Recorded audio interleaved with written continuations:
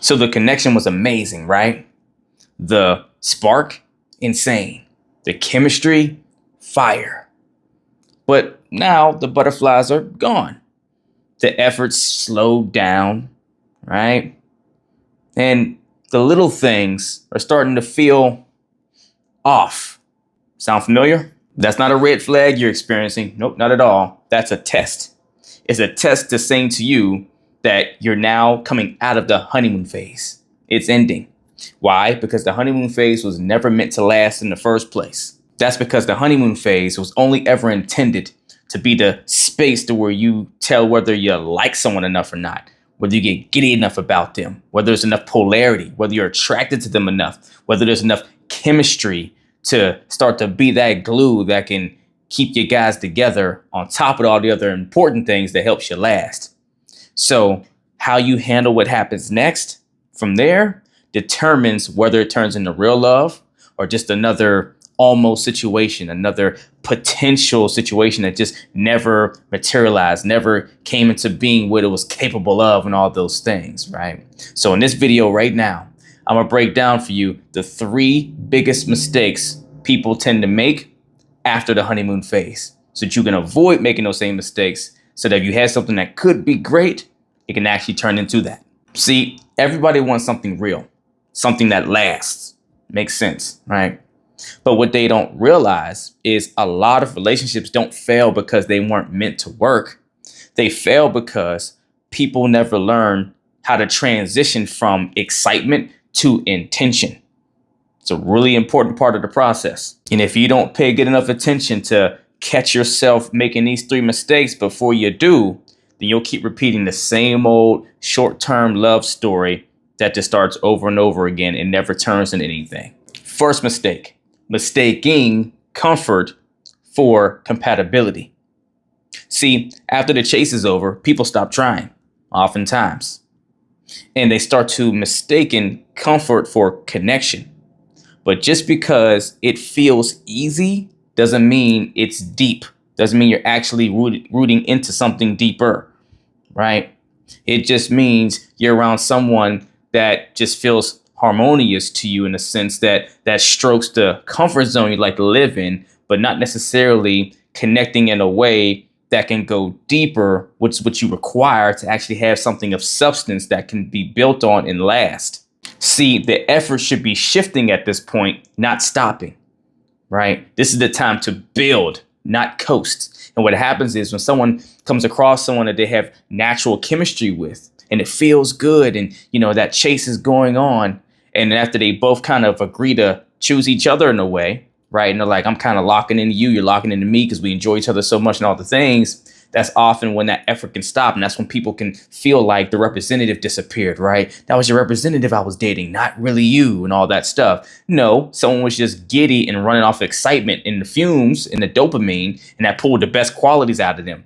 But since they didn't cultivate it to be a long-term thing or be a sustainable thing, when they start to get comfortable, they stop doing the things because they're not just readily excited like that, but they're still enjoying you, right? And that's when people start going into cruise control. And they're not being more intentional, and they're just enjoying the ride. And the effort that got them to that point starts slowly dwindling away, right? And that becomes a problem because this is the time period where you're supposed to start getting clear on your values, right? Making sure that there's actually a true connection here beyond just chemistry. Chemistry is great, but compatibility is what makes things last. And compatibility begins with an alignment of the core's deepest part of ourselves, which is our value structure, right? So that's where the intention needs to shift to, that a lot of people don't, because they're just coasting along, enjoying how euphoric this experience feels, because maybe it's better than all the past circumstances they had, or it feels so much healthier than, the past failed relationships they went through and the toxicity and all the stuff. And they're just enjoying it, right? Because as humans, we like to be in a space of comfort and enjoying things. I get it, but you're setting yourself up for failure by not being more intentional in that process. So that means you need to start having real conversations, values, triggers, goals, communication styles, and stop confusing we vibe with we're compatible, because one is chemistry and the other is foundation. Second mistake, expecting love to be automatic, not intentional. See, in the honeymoon phase, things feel easy in that first few months, right? It just flows and all the things. And that's because your hormones are doing half of the work for you. They're taking on half of the battle. But once things stabilize, that's when love becomes a choice, not just a dopamine, organic, and impulsively driven thing. And that's when too many people start coasting. They stop planning intentional time. They stop checking in emotionally. They stop appreciating each other, or at least showing that they do. But relationships aren't microwaves. You don't just press start and walk away. No, you have to stay in that kitchen and keep your sleeves rolled up and get to work. You have to keep on working. And what is that work?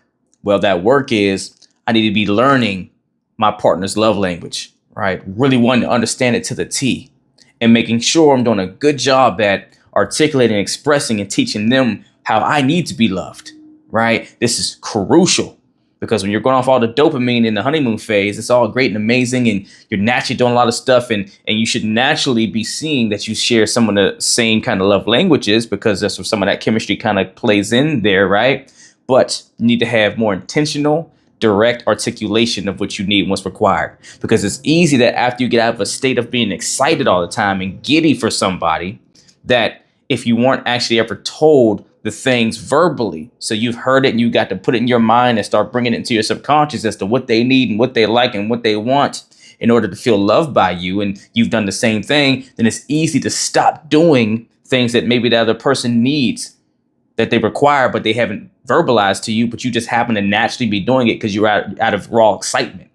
But when you have to start being more intentional about cultivating this love and building it and making it sustainable, that requires more of that intellectual thought with your heart involved. But your heart's not just running the show like it was in the honeymoon phase. So you have to be more intentional about, okay, what do they need? And do I know what they need? And how, consciously aware and intentional have I been about making that a part of my life, part of my routine now? And how well have I done a job at making sure I acknowledge them whenever they show those things to me? Whenever they do pour love into me that loves me the way I need to be loved? How well do I tell them that's it right there? That's how you do it. That's how I need it. How well have I gone and told them the adjustments maybe I kind of need from them in ways where I'm not being loved the way I need to be loved, right? How well have I identified, operated, giving space for them to love on me how they love, and me doing the same, and then finding the blend in the middle, right? That's an intentional process that requires conscious thought and requires you to be curious enough to go discover and learn about your partner to make sure you have all the information accurately document it for yourself. So you know you're doing the right things and you know that they are aware of what to do the right things for you. And the third biggest mistake, avoiding conflict instead of learning to communicate. This is the number one silent killer of potential relationships. Why? Because after the honeymoon phase, those little irritations and things start to creep in. The stuff that you didn't notice in those first few months that bother you a lot, or you're like, oh, I don't know if that works for me, start to pile themselves up. And instead of learning how to communicate about that or talk through it, right, people will bottle it up because they don't want to cause issues, because we've been having this great beginning. Oh my gosh, this was the relationship that's going to change everything. It means I finally grown and healed and I found my person.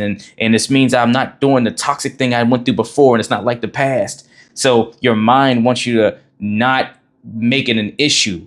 Let's not make this a problem. Oh my gosh, I'm so close. If I start admitting there's some issues and things need to be addressed or talked about, then now it's all going to fall to pieces. Or I don't want to be the one that seems like I'm being negative and we were doing so fine and so great. All that type of stuff pops into their heads, and so they bottle it up and you don't say anything, right? Or until they blow up and so they can't take it anymore. Now it comes out in a really unhealthy, toxic way that makes things much worse and starts to crash and burn the situation when it could have been easily prevented as long as you just did the work to learn how to talk through things with each other effectively and not make it have to mean something negative to talk through understandable differences that are going to come up in that process. So here's the shift I need you to make if this is you. Conflict is not a sign that something's wrong. It's a sign that something's trying to grow, right? And if you've never learned how to talk through hard things with people, or just talk through hard things for yourself and by yourself or whatever, but especially with someone else, you'll easily start resenting someone you could have built something beautiful with. Look, the honeymoon phase is supposed to fade. because that's when the real relationship begins. But if you want it to last, then you have to stop chasing the high and start building the depth. That means no more running on autopilot, no more emotional guessing games, no more skipping the conversations that scare you. So if you're tired of short-term relationships and you're finally ready for something that can be real and that can last, you always have to begin with structure on your end first to make sure you're ready when that person comes along so you can set it up for success. And if you need help building that structure, your own personalized relationship rule book, step by step, piece by piece, then email or DM me the word coaching and we will get to work as long as you're truly ready to put the work in actual one-on-one coaching sessions. If you're not ready for one-on-one coaching, don't have the time, space, maybe even the finances for it, then at the very least, email or DM me the word challenge to take my relationship rulebook challenge that's designed to do the same things it would do for you if I was working with a client one-on-one at your own pace, on your own time, to get you airtight on your core values, your standards, your boundaries, your deal breakers, the do's and don'ts in the relationship, navigating different communication styles, conflict resolution, as well as what you should be focusing on at the different stages of a relationship to make sure you can have a soundproof, structured system to go out there and navigate your love life with way more confidence and clarity than you probably ever had, right? So you can do it at your own pace, at your own time, at a resource level you can't afford. But in any case, do something to get in the race. Let's get it.